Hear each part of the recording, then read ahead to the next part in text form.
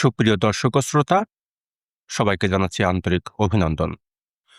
সমসাময়িক রাজনৈতিক পরিস্থিতির বিশ্লেষণ নিয়ে আমি আপনাদের সঙ্গে আছি কবির আলমগীর।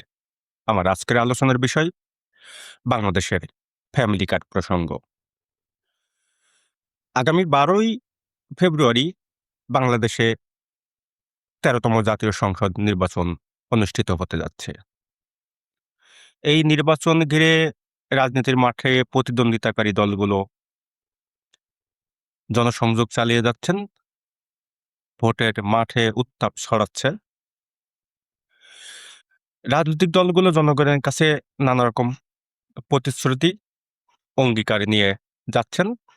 এর মূল উদ্দেশ্য হচ্ছে জনগণের মনোযোগ আকর্ষণ করা এবং ভোট আদায় করা। বাংলাদেশে সুবিধাবঞ্চিত নারীদের জন্য ফ্যামিলি কার্ড প্রসঙ্গটি নতুন করে